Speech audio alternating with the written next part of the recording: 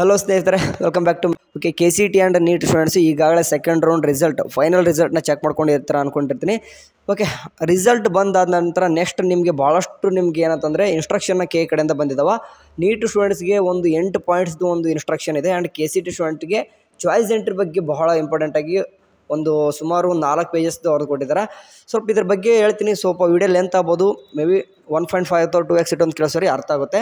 ಸರಿ, first neat students ಬಗ್ಗೆ ಮಾತಾಡ್ಬಿಡ್ತೀನಿ. ಸರಿ, ನೀಟ್ ಸ್ಟೂಡೆಂಟ್ಸಲ್ಲಿ ಏನಪ್ಪ ಅಂದರೆ ಫಸ್ಟ್ನೇ ಪಾಯಿಂಟ್ ಈಗ ಕೊಟ್ಟಿದ್ದಾರೆ. ಈಗಾಗಲೇ ತಿಳಿದಿರುವಂತೆ ವೈದ್ಯಕೀಯ, ದಂತ ವೈದ್ಯಕೀಯ ಮತ್ತು ಆಯುಷ್ ಕೋರ್ಸ್ಗಳಿಗೆ 2ನೇ ಸುತ್ತಿನಲ್ಲಿ ಸೀಟು ಹಂಚಿಕೆಯಾದವರಿಗೆ ಯಾವುದೇ ಚಾಯ್ಸ್ಗಳನ್ನು ಲಭ್ಯವಿರೋದಿಲ್ಲ. ನಿಮ್ಗಳಿಗೆ ಗೊತ್ತಿರುವಾಗ ಏನಪ್ಪ ಅಂತಂದರೆ ನಿಮ್ಮ ಸೆಕೆಂಡ್ ರೌಂಡ್ದು ಮೆಡಿಕಲ್ಲು, ಡೆಂಟಲ್ ಮತ್ತು ಆಯುಷ್ ಕೋರ್ಸ್ಗಳು ಏನಿದಾವೋ ಸೀಟ್ ಸಿಕ್ಕಿರ್ತದಲ್ವ, ನಿಮಗೆ ಚಾಯ್ಸ್ ಎಂಟ್ರಿ ಅನ್ನೋದಿರಲ್ಲ. ಯಾಕಂತಂದರೆ ಇದೇ ನಿಮ್ಮದು ಆಪ್ಷನ್ ಎಂಟ್ರಿ ಮಾಡುವಂಥದ್ದು ಲಾಸ್ಟ್ ಡೇಟ್ ಆಗಿರ್ತದೆ. ಓಕೆ, ಆ್ಯಂಡ್ ಅಂತಹ ಅಭ್ಯರ್ಥಿಗಳು ಹಂಚಿಕೆಯಾದ ಸೀಟಿಗೆ ಶುಲ್ಕವನ್ನು ಪಾವತಿಸಿ, ಅಂತಂದರೆ ಯಾರೆಲ್ಲ ಸೀಟ್ ಸಿಕ್ಕಿದೆಯೋ ಅವರು ದುಡ್ಡು ಪೇ ಮಾಡಿ ಅಡ್ಮಿಷನ್ ಆರ್ಡರ್ ಡೌನ್ ಮಾಡಿಕೊಂಡು ನಿಗದಿತ ದಿನಾಂಕದೊಳಗೆ ಕಾಲೇಜಿನಲ್ಲಿ ಪ್ರವೇಶ ಪಡೆಯತಕ್ಕದ್ದು. ಓಕೆ, ಈಗ ಯಾರೆಲ್ಲ ಅಂದರೆ ಸೀಟ್ ಯಾರಿಗೆ ಸಿಕ್ಕಿದೋ ಅವರೆಲ್ಲರೂ ಕೂಡ ದುಡ್ಡು ಪೇ ಮಾಡಿಬಿಟ್ಟು ಅಡ್ಮಿಷನ್ ಆರ್ಡರ್ ಡೌನ್ ಮಾಡ್ಕೊಂಡು ಅಡ್ಮಿಷನ್ ಮಾಡಿಸ್ಕೊಳ್ಳೇಬೇಕು. ಓಕೆ, ಇನ್ ಕೇಸ್ ಕೇಳಿದಾರೆ ನೋಡ್ರಿ, ವೈದ್ಯಕೀಯ, ದಂತ ವೈದ್ಯಕೀಯ ಮತ್ತು ಆಯುಷ್ ಕೋರ್ಸ್ಗಳಿಗೆ ಇಂದಿನ ಸುತ್ತಿನಲ್ಲಿ ಈ ಮೊದಲು ಪಾವತಿಸಿದ್ದ ಶುಲ್ಕವನ್ನು 2ನೇ ಸುತ್ತಿನಲ್ಲಿ ಹಂಚಿಕೆಯಾದ ಸೀಟಿಗೆ ಹೊಂದಾಣಿಕೆ ಮಾಡಿಕೊಳ್ಳಲಾಗುವುದು. ಅಂದರೆ ಈಗಾಗಲೇ ನೀವು ಫಸ್ಟ್ ರೌಂಡ್ ಮುಗಿಸ್ಕೊಂಡು ಸೆಕೆಂಡ್ ರೌಂಡಿಗೆ ಬರುವಾಗ ನೀವು ಕೆಲವೊಂದಿಷ್ಟು ಹುಡುಗರು ಏನು ಮಾಡಿದಿರಂತ ದುಡ್ಡು ಪೇ ಮಾಡಿ ಬಂದಿರ್ತಾರೆ. ಸೊ ಅಂಥ ಒಂದು ಸ್ಟೂಡೆಂಟ್ಸು ಈಗ ಮತ್ತೆ ನಿಮಗೇನು ದುಡ್ಡು ಪೇ ಮಾಡೋ ಹಂಗಿರಲ್ಲ. ಓಕೆ, ನೀವು ಡೈರೆಕ್ಟ್ ಏನು ಮಾಡ್ತಾರೆ ಅಂತಂದರೆ ಅಡ್ಮಿಷನ್ ಆರ್ಡರ್ನ ಜನ್ರೇಟ್ ಮಾಡ್ತಾರೆ. ಸರಿ, ಓಕೆ, ಅಡ್ಮಿಷನ್ ಆರ್ಡರ್ ಡೌನ್ ಮಾಡ್ಕೊಳ್ಳೋಕ್ಕಿಂತ ಮುಂಚೆ ಏನಪ್ಪ ಆಗುತ್ತೆ ಅಂತಂದರೆ ನೀವು ಕೆಲವೊಂದಿಷ್ಟು ಇನ್ಸ್ಟ್ರಕ್ಷನ್ ಕೊಟ್ಟಿದ್ರೆ ಅದನ್ನು ಸ್ವಲ್ಪ ತಿಳ್ಕೊರಿ. ವೈದ್ಯಕೀಯ ಸೀಟಿಗೆ ಪಾವತಿಸಿದ ಕಾಷನ್ ಡಿಪಾಸಿಟನ್ನು, ಅಂತಂದರೆ ಈಗ MBBS ಸೀಟ್ ತೊಗೋಬೇಕಂತಂದು ನೀವೇನಂತಂದರೆ ಫಸ್ಟ್ ರೌಂಡ್ ಮುಗಿದ ತಕ್ಷಣ ಕಾಷನ್ ಡಿಪಾಸಿಟ್ ಮಾಡಿದ್ರಿ. ಓಕೆ, ಅದನ್ನು ಈ ಸುತ್ತಿನಲ್ಲಿ ವೈದ್ಯಕೀಯ ಸೀಟು ಹಂಚಿಕೆಯಾಗಿದ್ದಲ್ಲಿ ಮಾತ್ರ ಹೊಂದಾಣಿಕೆ ಮಾಡಲಾಗುವುದು. ಅಂತಂದರೆ ಕಾಷನ್ ಡಿಪಾಸಿಟ್ ನೀವು ಮಾಡಿರಬೇಕು. ಓಕೆ, ಹಂಗಿದ್ರೆ ಮಾತ್ರ ಏನು ಮಾಡ್ತಾರೆ ಅಂತಂದರೆ ಈ ರೌಂಡ್ಗೆ ಅದನ್ನ ಅಂದರೆ ಹೊಂದಾಣಿಕೆ ಮಾಡ್ಕೊಳ್ತಾರೆ. ಇನ್ ಕೇಸ್ ವೈದ್ಯಕೀಯ ಸೀಟು ಹಂಚಿಕೆ ಆಗದಿದ್ದಲ್ಲಿ, ಅಂತಂದರೆ ಇನ್ ಕೇಸ್ ನೀವು ಏನಕ್ಕೆ ಬಂದು ಕಾಷನ್ ಡಿಪಾಸಿಟ್ ಏನಕ್ಕೆ ಕಟ್ಟಿದ್ರಿ, MBBS ಸೀಟ್ ಸಿಗಬೇಕಂತ ಕಟ್ಟಿದ್ರಿ. ಸೊ ಅದೇನಾದರೂ ಸೀಟ್ ಸಿಗದೇ ಇದ್ದಾಗ ಮುಂದಿನ ದಿನಗಳಲ್ಲಿ ಕಾಷನ್ ಡಿಪಾಸಿಟನ್ನು ಮರುಪಾವತಿಸಲಾಗುವುದು. ಅಂದರೆ ನೀವೇನು 1 ಲಕ್ಷ ರೂಪಾಯಿ ಕಟ್ಟಿದ್ರೋ ಆ 1 ಲಕ್ಷ ರೂಪಾಯಿ ವಾಪಸ್ ಏನು ಮಾಡ್ತಾರೆ ಅಂತಂದರೆ ನಿಮಗೆ ವಾಪಸ್ ನಿಮ್ಮ ಬ್ಯಾಂಕ್ ಡೀಟೇಲ್ಸ್ ಆ್ಯಡ್ ಮಾಡಿದ್ರಲ್ವ, ಅದ್ರ ಮೂಲಕ ಕೇಳಿದವ್ರು ಏನು ಮಾಡ್ತಾರೆ, ನಿಮಗೆ ರೀಫಂಡ್ ಮಾಡ್ತಾರೆ. ಓಕೆ, ಇದು ಬೇರೆ ಯಾವುದೇ ಒಂದು ಕೋರ್ಸ್ಗಳಿಗೆ ಸಂಬಂಧಪಟ್ಟಿರಲ್ಲ, ಅದೊಂದು ನೆನ್ಪಿಡ್ಕೋಬೇಕು. ಸರಿ, 3ನೇ ಪಾಯಿಂಟ್ ಏನು ಹೇಳ್ತಿದ್ದಾರೆ, ವೈದ್ಯಕೀಯ ಸೀಟು ಹಂಚಿಕೆಯಾದವರು, ಓಕೆ ಕೇಳ್ತಿದ್ದಾರೆ ನೋಡ್ರಿ, MBBS ಸೀಟ್ ಯಾರೆಲ್ಲ ಸಿಕ್ಕಿದೆ ಅವರು ಪ್ರಾಧಿಕಾರದಲ್ಲಿ ಮೂಲ ದಾಖಲೆಗಳ ಸಲ್ಲಿಸುವ ಬಗ್ಗೆ ನೀಡಿರುವ ಪ್ರತ್ಯೇಕವಾದ ಪ್ರಕಟಣೆಯನ್ನು ಓದಿಕೊಳ್ಳಿ. ಓಕೆ, ಖಾಸಗಿ ಕಾಲೇಜುಗಳಲ್ಲಿ ಅಥವಾ ಸರ್ಕಾರಿ ಕೋಟದ ವೈದ್ಯಕೀಯ ಸೀಟುಗಳು ಪಡೆದವರು ಅಥವಾ ಖಾಸಗಿ ಕೋಟದ ವೈದ್ಯಕೀಯ ಸೀಟುಗಳನ್ನು ಖಾಸಗಿ ಕಾಲೇಜುಗಳಲ್ಲಿ ಪಡೆದವರು ಮೂಲ ದಾಖಲೆಗಳನ್ನು 2 ಸೆಟ್ ದೃಢೀಕೃತ ಜೆರಾಕ್ಸ್ ಪ್ರತಿಯೊಂದಿಗೆ KA ಬೆಂಗಳೂರಲ್ಲಿ ಹೋಗಬೇಕು.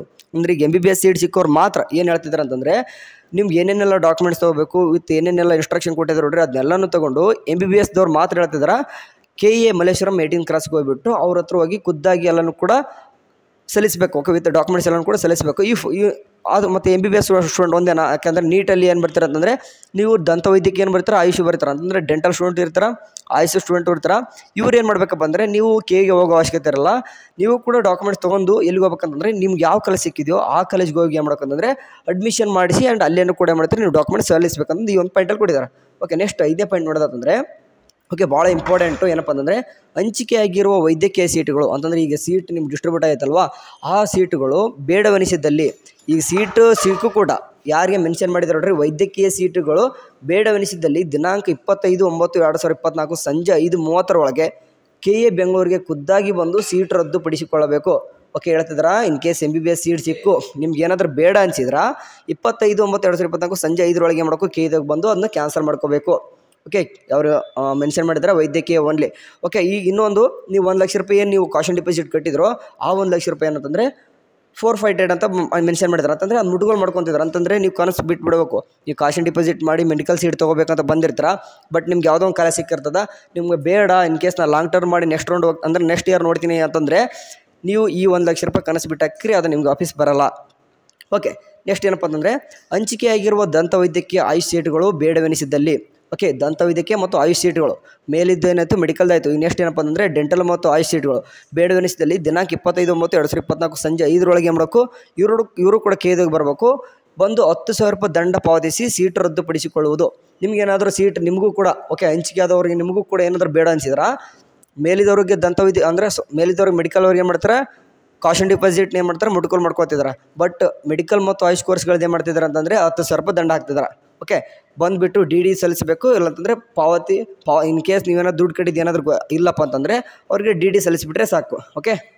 ಆ್ಯಂಡ್ ನೆಕ್ಸ್ಟ್ 7ನೇ ಪಾಯಿಂಟು, ಈ ಮೇಲಿನ 5 ಮತ್ತು 6ರಂತೆ ದಂಡ ಪಾವತಿಸಿ ಪಡಿಸಿಕೊಂಡ ನಂತರ ಆನ್ಲೈನ್ ಮಾಪಪ್ ರೌಂಡ್ನಲ್ಲಿ ಭಾಗವಹಿಸಲು ಅವಕಾಶ ನೀಡಲಾಗುವುದು. ಈ ರೀತಿ ನೀವೇನಾದರೂ ಓಕೆ ಈಗ ಏನಪ್ಪ ಒಂದು 5 ಮತ್ತು 6 ಇದೆಯಾ ನೋಡಿದ್ರು ನೋಡ್ರಿ ಅಂತಂದರೆ ಇದು ಮೆಡಿಕಲ್ ಸ್ಟೂಡೆಂಟ್ಸ್ಗೆ 1 ಲಕ್ಷ ರೂಪಾಯಿ ನಿಮ್ಮದು ಕಾಶನ್ ಡಿಪಾಸಿಟ್ ಮುಡ್ಗೋಲ್ ಮಾಡ್ಕೊಳೋದಿರ್ಬೋದು, ಅಥವಾ ಈ 10,000 ರೂಪಾಯಿ ನಿಮಗೆ ಅದನ್ನ ದಂಡ ಕಟ್ಟೋದು ಏನಾದರೂ ಮಾಡಿದರೆ ಕಟ್ಟಿ ಎಲ್ಲ ಅಂದರೆ ನೀವೇನು ಕ್ಯಾನ್ಸಲೇಷನ್ ಮಾಡ್ಕೊಂಡಾಗ ದಂಡ ಪಾವತಿಸಿ ರದ್ದುಪಡಿಸಿಕೊಂಡ ನಂತರ ಆನ್ಲೈನ್ ಮಾಪಪ್ ರೌಂಡ್ನಲ್ಲಿ ಭಾಗವಹಿಸಲು ಅವಕಾಶ ನೀಡಲಾಗುತ್ತದೆ. ಇನ್ ಕೇಸ್ ಇದನ್ನೇನಾದರೂ ಮಾಡದೆ ಹೋದರೆ ಓಕೆ ಆನ್ಲೈನ್ ಮಾಪಪ್ ರೌಂಡ್ನಲ್ಲಿ ಹೊಸದಾಗಿ ಸೇರಿಸುವ ಆಪ್ಷನ್ಸ್ಗಳು ಕೂಡ ಲಭ್ಯವಾಗಿರ್ತದೆ. ನಿಮ್ಮ ನಂತರದ ಅಭ್ಯರ್ಥಿಗಳು ಈಗಾಗಲೇ ಆಪ್ಷನ್ಸ್ಗಳು ನಮೂದಿಸಿರಬಹುದು ಮತ್ತು ಅರ್ಹತೆ ಆಧಾರದ ಮೇಲೆ ಸೀಟು ಹಂಚಿಕೆ ಆಗಿರಬಹುದು. ಇಲ್ಲಿ ಅರ್ಥ ಮಾಡ್ಕೋಬೇಕು. ಇನ್ನೊಂದು ಪಾಯಿಂಟ್ ಕೊಟ್ಟಿದ್ದಾರೆ, ಎಂಟನೇದು ಓದ್ಬಿಡ್ತೀನಿ. ಸೀಟು ರದ್ದುಪಡಿಸಿಕೊಳ್ಳದ ಹಾಗೂ ಕಾಲೇಜ್ಗೆ ಸೇರ್ಪಡೆಗೊಳ್ಳದವರು 1 ವರ್ಷದ ಶುಲ್ಕ ಮತ್ತು 10,000 ರೂಪಾಯಿ ಏನು ಮಾಡಬೇಕು ಅವ್ರಿಗೆ ಪಾವತಿಸಬೇಕಾಗ್ತದೆ. ಸೊ ಬೆಟರ್ ಏನಪ್ಪ ಅಂದರೆ ಯಾರೆಲ್ಲ ಸೀಟ್ ಬೇಡ ಅವರು ಕೇದವ್ರಿಗೆ ಹೋಗ್ಬಿಟ್ಟು ಕ್ಯಾನ್ಸಲೇಷನ್ ಮಾಡ್ಕೊಂಬಂಬಿಡಿ. ಓಕೆ, ಇದಿಷ್ಟು ನಿಮ್ಗೆ ಇನ್ಸ್ಟ್ರಕ್ಷನ್ ಕೊಟ್ಟಿದ್ದಾರೆ. ಯಾರಿಗಿದು ನೀಟ್ ಸ್ಟೂಡೆಂಟ್ಸ್ಗೆ.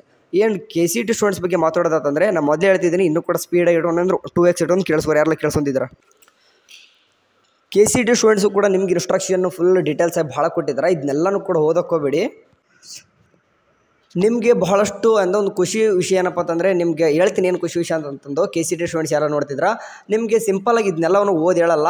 ಈಗ ಚಾಯ್ಸ್ ಒಂದು ಕೊಟ್ಟವರು ಅಂತ ನಿಮ್ಗೆ ಗೊತ್ತಿದೆ, ಅಡ್ಮಿಷನ್ ಮಾಡಿಸ್ಕೋಬೇಕು. ನೆಕ್ಸ್ಟ್ ಪ್ರೊಸೀಜರ್ ಏನಂತಂದು ನಿಮ್ಗೆ ಶೆಡ್ಯೂಲ್ ಬಿಟ್ಟಿದ್ದಾರೆ. ಅದು ಶೆಡ್ಯೂಲ್ ತಕ್ಕನೆ ನಿಮ್ಗೆ ಏನಾಗುತ್ತೆ ಅಂತಂದರೆ ಯಾವಾಗ ನೀವು ದುಡ್ಡು ಪೇ ಮಾಡಬೇಕು ಏನು ಅಂತ ಒಂದು ವಿಡಿಯೋ ಮಾಡಿದ್ದೀನಿ, ಬೇಕಾದ್ರೆ ಒಂದು ಟೈಮು ಚೆಕ್ಔಟ್ ಮಾಡ್ಕೋರಿ. ಯಾಳೆ ಗೊತ್ತಿರುತ್ತೆ ನಿಮ್ಗೆ ಕೂಡ ಒಂದು ಶೆಡ್ಯೂಲ್ ಬಿಟ್ಟಿದ್ದಾರೆ. ಆ ಟೈಮು ಚಾಯ್ಸ್ 1 ಕೊಟ್ಟವ್ರಿಗೆ ಅದೆಲ್ಲನೂ ಕೂಡ ಶೆಡ್ಯೂಲ್ ನಿಮಗೆ ಅಪ್ಲೈ ಆಗುತ್ತೆ. ಓಕೆ, ಈಗ ಚಾಯ್ಸ್ 2 ಕೊಟ್ಟವ್ರಿಗೆ ಏನಪ್ಪ ಇದೆ ಅಂತಂದರೆ ನಿಮ್ಗೆ ಒಂದು ಗುಡ್ ನ್ಯೂಸ್ ಏನಪ್ಪ ಅಂತಂದರೆ, ಚಾಯ್ಸ್ 2 ಮತ್ತು ಚಾಯ್ಸ್ 3 ಕೊಡೋರಿಗೆ ನೆಕ್ಸ್ಟ್ ಒಂದು ಸೆಕೆಂಡ್ ಎಕ್ಸ್ಟೆಂಡೆಡ್ ರೌಂಡ್ಗೆ ಹೋಗ್ತೀರಾ ಅಂತಂದರೆ ನಿಮ್ಗೆ ಏನಪ್ಪ ಆಗುತ್ತೆ ಅಂದರೆ ಹೊಸದಾಗಿ ಕಾಲೇಜಸ್ ಆ್ಯಡ್ ಮಾಡೋಕ್ಕೆ ಒಂದು ಅವಕಾಶನ ಕೊಟ್ಟಿದ್ದಾರೆ. ಓಕೆ, ಇದು ಭಾಳಷ್ಟು ಹುಡುಗರು ಕಾಯ್ತಾ ಇದ್ರಿ ಅಂದರೆ ಆ್ಯಡ್ ಮಾಡೋಕ್ಕೆ ಬಿಡ್ತಾರ ಇಲ್ಲ ಫ್ರೆಶ್ ಆಪ್ಷನ್ ಎಂಟ್ರಿ ಮಾಡೋಕ್ಕಂತಂದು. ಸೊ ಹಂಗಾಗಿಬಿಟ್ಟು ನಿಮ್ಗೆ ಏನಾಗಿದೆ ಅಂತಂದರೆ ಇಲ್ಲಿ ಈ ಒಂದು ಪಾಯಿಂಟ್ಸ್ ಓಕೆ ಇಲ್ಲಿ ತೋರಿಸ್ತೀನಿ ಬೇಕಾದರೆ ನಿಮಗೆ.